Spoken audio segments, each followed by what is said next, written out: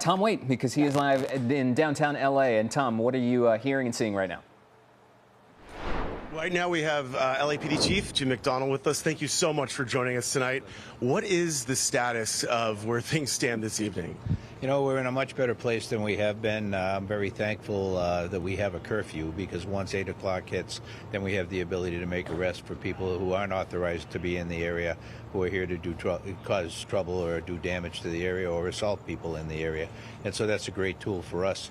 I look at today, I'm very disappointed that we started out with a very peaceful protest earlier in the day. About mid-afternoon or so, then it got violent when you had the agitators in the group start assaulting officers with missiles, rocks, bottles, fireworks, and they had a high ground position on the officers. The officers then declared an unlawful assembly several times, made it very clear, and then for those who refused to leave or to continue to assault officers, gas was used to disperse the group along with crowd control techniques. That was effective, and what we saw then was the group splintered into many different groups throughout the downtown area. So we're moving around and enforcing the curfew, and now hopefully things will go the way we want them to go. I witnessed myself a number of times where your officers were attacked. The other night, someone threw something at an officer on horseback. Today, someone threw a rock at an officer in a cruiser. The other night, someone threw a bike in front of a cruiser and then threw objects. Yeah. I've witnessed a lot of restraint by the officers. Is that part of the training? Is that something?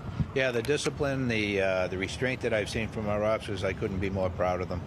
They've been subjected to so much, and they have shown tremendous responsibility for any actions.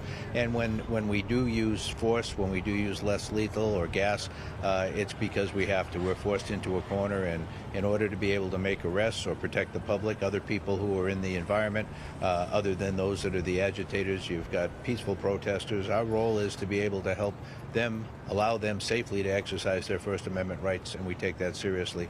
For those there to hurt other people, we have to take action, and our hand is forced, and we do what we have to do to be able to protect people. As you said, tens of thousands of people were out here marching peacefully, and then we had some, agitators out tonight. Do you know how many arrests were made so far this evening? I don't have a final tally on that. And another question I've been asked is about officers who've been hurt. About 10 of our officers have been hurt and treated over the course of the last week, and I can't tell you how proud I am that so many of them, a couple of them I spoke to, that took a rock in the head and another one a bottle in the head, and they were treated by paramedics and wanted to get right back out on the line again to do the job and help protect the public. I've seen that over and over again. It inspires me, the level of dedication and professionalism and their resilience to be, they want to be a police officer, and, this is what we do. And they've taken it to a new level. I'm very proud of our organization. I saw 2 officers actually helping a man after the unlawful assembly was declared, carrying a man who injured his ankle in some way, carried him away, and were attending to him. And the crowd at first was kind of aggressive, and then realized that they were helping him out. In terms of, all this stuff is, the sort of negative stuff that we're seeing. It's happening in a very tiny pocket of downtown LA. And your officers obviously have gotten a great handle on things tonight and in previous nights. Do you think there was, and I know this gets to a little bit of a political area here, but was there a need for Marines and the National Guard to be here in LA? I need to, I think, continue to explain that the president federalized the National Guard and deployed the Marines to support them. But they're not on the street. Their mission is different. Their mission is to protect the federal agents, federal employees, protect federal facilities and the federal function. That's in this silo over here. Our role is completely different. Our role is to be able to help protect our community from whatever happens to it. We have been engaged in that. They have been engaged in their mission. And so we have not been working together in that regard. And as we move forward, we continue to see greater levels of peace each day. And we'll hopefully be back to normal here very soon. And then, I saw some videos circulating on social media. Maybe you can confirm whether it's true of, I think, at least one person who was detained by, I think it was a Marine, possibly a guardsman. Are you aware of that? Or how many? I'm not aware of how many. I know that my understanding is that they're allowed to detain somebody immediately, but they have to then immediately turn it over as soon as they can to a federal agent, who then detains and makes the arrest. that is not their role, but in an emergency situation, I believe they have the ability to do that. Now, these outside agitators that have caused the graffiti and the trouble, where do you think they're? I mean, any sense of where they're coming from? From the ones that you have been able to track down? We've got a number of people arrested from a variety of different states. When people see things go on, in a community where there's disorder, they come in from wherever they are. Who pays for that is another question. Follow the money for most of these things. But when you look at it, they have fun doing this. This is what they think is their cause or whatever. But they're criminals, and they're out there. They come in to inflict pain on a community, create havoc, damage as much as they can, and hurt people. And that's really, I would describe it as evil when you look at the damage they've done.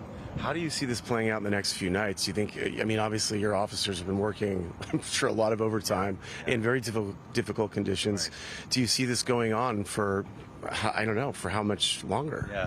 Well, I think the protests, hopefully peaceful protests, may go on for as long as ICE is engaged in the activity they are.